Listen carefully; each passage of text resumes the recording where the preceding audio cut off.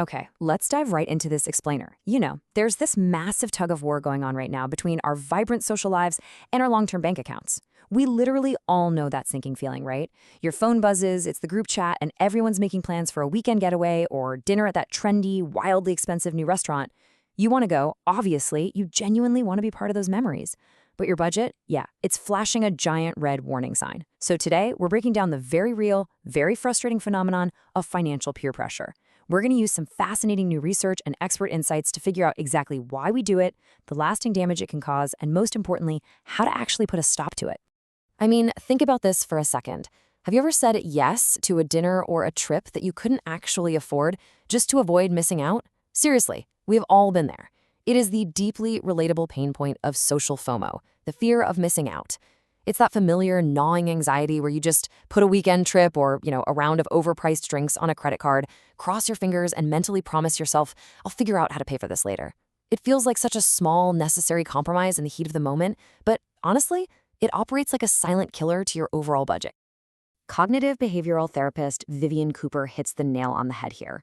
She points out that people worry they'll be judged, left out, or even seen as mean if they decline an invite. And wow, it can actively knock your self-worth because saying no often feels like you're personally rejecting your friends. But she brilliantly reframes this whole thing. It is not about rejecting people at all. It's simply about protecting yourself financially. We've got this really bad habit of turning a basic financial choice into a friendship test. And that's a mindset we absolutely have to break. So moving right along to our first core area, the psychology behind the spending. Biologically speaking, human beings are deeply wired to seek belonging. If you go all the way back to our social evolution, being part of a group quite literally meant survival. Fast forward to today, and that ancient survival instinct translates directly into keeping up with the spending habits of our social circles. A recent academic study on individual savings behavior breaks this down into 4 distinct types of peer pressure: spoken, unspoken, positive, and negative. But the most insidious one? Unspoken peer pressure, for sure. Picture a guy sweating over his empty wallet while everyone around him at the table is effortlessly ordering an expensive steak dinner. Nobody is verbally forcing him to buy the steak, but the silent, internal pressure to conform to the group's expectations just to avoid feeling like a social outcast is overwhelming. It's that heavy, crushing assumption that because everyone else is upgrading, you just have to as well. To really grasp the massive scale of this issue, let's look at the numbers. In a comprehensive academic survey, roughly 60% of respondents openly admitted that their peers directly influence their savings and financial decisions. 60%. What's even more surprising, though, is the motivation behind it. About 42% of those people admitted to buying things purely to boost their reputation or social status within their friend group. Think about what that means. At any given social event, nearly half the table might just be swiping their credit cards to ensure they look like they fit in. They're masking their real financial reality behind a carefully funded illusion. And here is the crucial point, the inevitable hangover from all that performative spending. A staggering 68% of people surveyed completely regretted giving into that social pressure. They regretted dropping money on impromptu outings or luxury items instead of holding on to it for their actual meaningful financial goals. It's like the temporary high of fitting in on a Friday night just quickly gives way to the lasting, permanent stress of financial regret on a Monday morning. All right, that brings us to our next section, how age impacts saving. So researchers found a really sharp, fascinating generational divide in how we handle this exact pressure. It turns out your susceptibility to FOMO spending changes dramatically as you move through different life stages. Take the highly vulnerable 18 to 24-year-old demographic. For them, spending is heavily driven by identity formation, short-term rewards, and establishing social status. They are way more likely to prioritize impulse spending on experiences just to fit in. But contrast that with the 35 to 54 demographic. These mid-career professionals are largely driven by long-term planning. We're talking retirement, real estate, education funds. So why the massive shift? Well, older adults have typically acquired the financial scars of their 20s. They've learned the hard way exactly how painful debt can be. Notice the psychological shield they've built up over time. This life experience acts as literal armor. It allows them to comfortably resist the pressure of a fleeting social outing to protect their long-term wealth. Which naturally leads us into Section 3.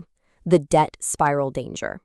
The academic paper we're looking at actually mapped out this terrifying debt spiral, highlighting exactly how short-term social spending derails long-term wealth. I want to walk you through this because the progression is absolutely critical.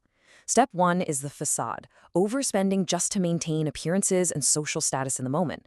Now, because the actual cash isn't sitting in a checking account, step 2 is turning to plastic, relying on credit cards or personal loans to fund that lifestyle.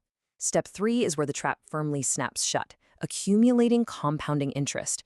You're no longer just paying for that single dinner, you're paying for it over and over and over again through high interest rates and late fees.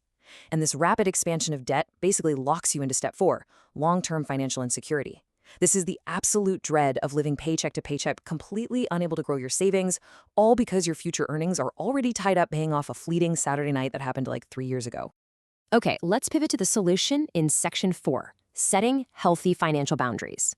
Listen, it is entirely possible to be a great friend and a smart saver at the exact same time. Therapist Vivian Cooper offers a highly actionable, super honest script for this exact moment. She says, just tell them, I'd love to come, but I can't afford it right now. That's it. Notice how there are no elaborate excuses, no over-the-top apologies, and no weird, nervous evasion. Being direct and honest earns far more respect from your peers than making up complicated, flimsy reasons why you can't make it. And honestly, dropping the facade is often a massive relief to your friends because a lot of them might also be secretly struggling to afford those same expensive plans. And honestly, Let's break down exactly how to implement this in your daily life. First, be clear, not evasive. Second, and this one is absolutely key, suggest lower-cost alternatives. Instead of grabbing drinks at a $100 bar, grab your sneakers and suggest a walk in the park, or maybe just a casual coffee date. This signals to your friends that you still deeply care about the connection and their company, just not the high cost of the venue. Third, hold steady against pushback if someone tries to dismiss your financial reality. Stand your ground. Fourth, practice small no's on low-stakes things to kind of build up your boundary muscles. And finally, consider setting up a social sinking fund. This means budgeting a specific small amount, say $50 from every paycheck, strictly for socializing. That way you have a designated pool of guilt-free money ready to go when the truly meaningful plans come along. Here is the ultimate takeaway to reframe the psychological guilt we always associate with saving money. Boundaries aren't rejection, they are protection. By putting up a financial shield, you aren't shutting people out or being a bad friend. You are actively watering your own financial growth. You're protecting your future self from crushing debt, from sleepless anxiety, and from the bitter resentment that always follows peer-pressured spending.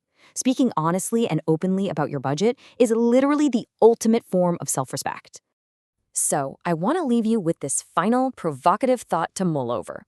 The next time your phone lights up with a pricey invitation that makes your wallet wince, ask yourself, are you saying yes to the plan, or are you saying yes to your financial future? Remember, every single time you respectfully decline a pressure-filled expense, you are actively investing in your own peace of mind. Thank you so much for exploring this topic with me. Here's to making financial choices that truly serve you.